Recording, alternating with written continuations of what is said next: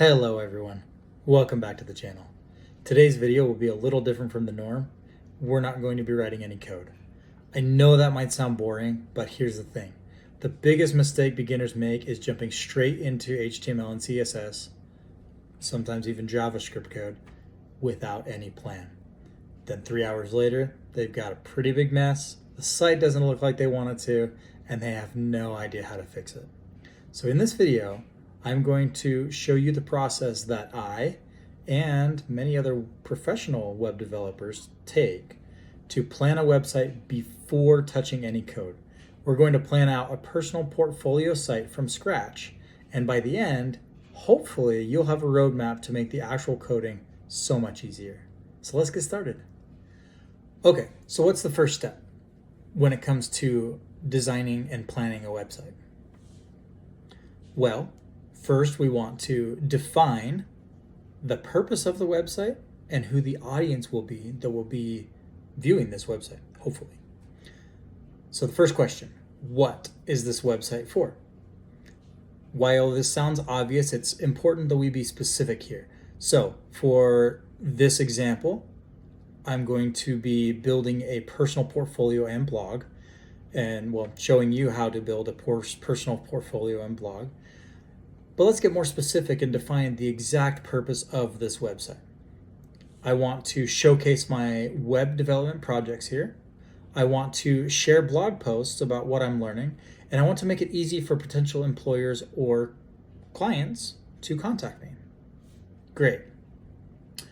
So who's our audience? Well, we kind of already said it in that last bullet point there. For a portfolio site, the audience might be potential employers or clients, but specifically potential employers that might be looking for maybe a junior developer, since we're just getting into learning this sort of thing. Other developers in the community, as we mentioned earlier, clients that we might be trying to reach out to for freelance opportunities. So these things matter because it affects everything. Your color choices, your tone, what content you include, how you organize it, that really goes into all of it. Like the people that will be viewing your website will be influenced by these things. And so we need to have a good plan. For example, if I'm trying to land a job at a tech startup, I might want to go with a modern, really bold design. If I'm targeting more corporate style jobs, maybe something a little cleaner and more conservative. Depending on the type of corporate job you want as well, you might want to think about the specific color scheme. Maybe you want to be a web designer for some sort of like natural resources group or something to that effect. You might use some more like woodland type tones, foresty tones in your color scheme. Or if you're wanting to be a web designer for, I don't know, somebody who likes doing lots of fun stuff and is really outgoing and whatnot. Maybe you want a more colorful website. So we got to think about things like that. So what I want you to do right now is take some time to plan out your own website. Pause this video and write the next two things down. What is your website's purpose, maybe 3 to 4 bullet points in that, and then who is your audience, and be specific about it. Okay? Got it? Awesome. Let's move on. So, the content planning. What content specifically are we going to have in this website? We already know what we're building and who it's for. So let's figure out the exact content, or at least in the realm of what type of content we actually need here. So for a portfolio site, here's what I'm thinking. Pages. The pages that we will want or need here will be a home page. Every website's got to have a home page. That's just kind of how it's designed. That's how I do all my websites. Most professional sites are done that way. There are some that take it out a little bit different. If you want to do that, that's fine. But for these purposes here, we're going to stick pretty simple for a pretty simple website. So we're going to have a home page. That homepage makes our first impression. It does a brief intro and a call to action. Then we're going to have an about page, a page that kind of tells, since this is a portfolio site, who am I? What's my story? What are my skills? Kind of like a resume. Then we'll have a projects page. On this page, this will be where you showcase your best work with descriptions. Maybe images of designs you've done, or links to other websites you've made, or whatever. There are lots of things that we can do there. And then we'll have a blog page, which is articles that you've written. They can be short, just little, 500-word blips that explain things that you're learning as you go, or however you want to design your blog to be. So then we'll do a contact page, which is, of course, how to reach you, whether that's through a form or through a I like to use forms, or to have like your actual address, email address, phone number, whatever listed on the site. However you want to be contacted. I like forms because they're a little bit more. I'm not giving out my personal information as much that way. So, but again, that's up to you. So now let's think what goes on each page. Okay, so let's talk colors. I'm gonna save you a lot of time and frustration. Don't pick your favorite colors just because you like them.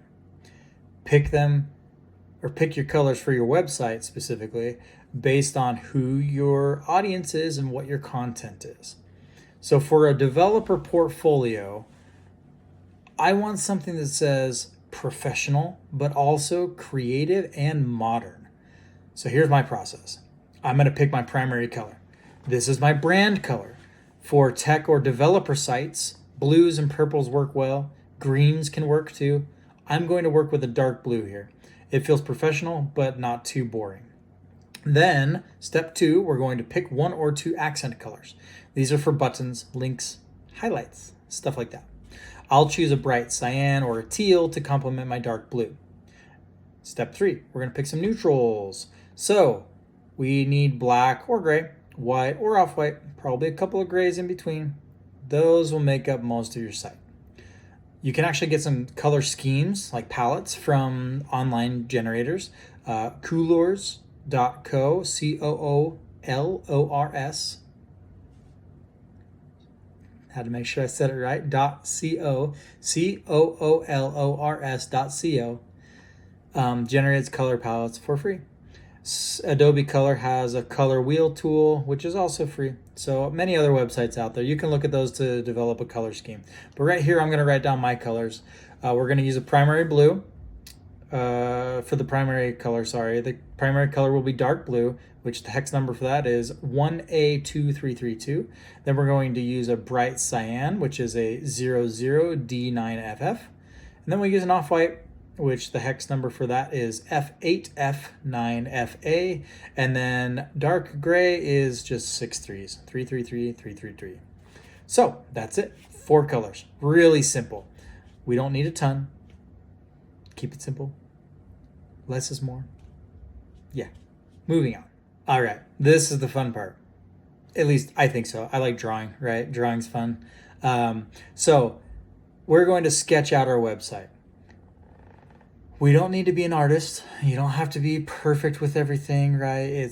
There's a lot that goes on here, and we don't have to be exactly perfect. We can make it look a lot better with the computer in the code, and that's where it matters. Here, you just want a rough outline of what you want things to look like. Basically, the goal here is to figure out where everything goes. If you can draw a box and a line and some words, I think you're fine. So let's do the home page. On top here, we're going to do our navigation bar. We're going to put our logo on the far top left. That's pretty typical for a website. We're going to put our menu items over here. We're going to do about, projects, blog, contact, and then we're going to do our big hero section, which is kind of the main, like what people see when they first see the site, right? When they land on the site, they're going to see this big part. Your name, since this is a portfolio website, we're going to do our name here as the headline and a tagline underneath. web developer or your favorite quote or something. Something typically pretty small, short. You don't want it to be crazy. And then a photo on the side. Then over here, we're going to do a call to action, which is like a view my projects or, something like that. Then we'll do a footer at the bottom with a copyright, maybe some social media links. Typical website. And we're going to do all of this here on this paper because, we could do it on the computer. Paint works really well. So if you want to do it on the computer instead, if you don't have paper or don't like drawing on paper, you prefer to do everything on the computer, throw it in Paint. That's totally fine. PowerPoint's another one I usually have used if I don't have anything else. I'll use a PowerPoint. There are many, many, many web design, free web design things out there. We'll go through that later in just a sec. But you can do this for each page, right? So you can draw this out for every single page that you want. You don't have to, but it really, really does help. It helps to have a baseline to work off of. So once you have the home page and maybe one other page sketched out, then you've got it pretty much figured out. Now, I mentioned those free tools. There's excalidraw.com. It's super simple. You don't have to have an account. I've used it before. It's pretty easy, pretty straightforward. Figma is another free one. It's a little bit more powerful. It's industry standard. Canva has website wireframe templates and is very beginner friendly. My wife even has done some website design with Canva. They have some paid versions of that and whatnot. So, you can look around too. Lots of sites out there.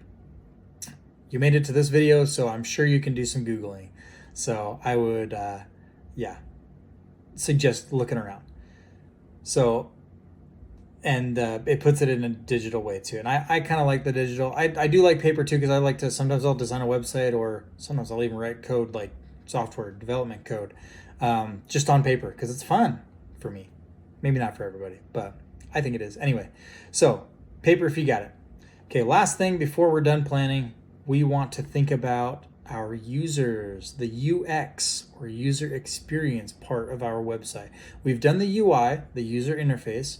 Now we're going to think about the UX. So how does someone use this website? A couple of questions you can ask yourself. Can someone find what they're looking for in 2 or 3 clicks? Is the navigation obvious? Are our call to action buttons clear? So for our portfolio, someone lands on the web page, on the home page, and sees who I am and clicks view projects, that's 2 clicks to see my work. Awesome. So navigation's at the top of the page, easy to get around, good. And that navigation should be locked in so they can see it at all times. Well, maybe not. I mean, maybe you don't want it that way. I like to have that way though, so that when they see my page, that navigation is there and they can navigate to any point and not have to scroll back up. We'll talk about that later though. That's not important in this design portion of it.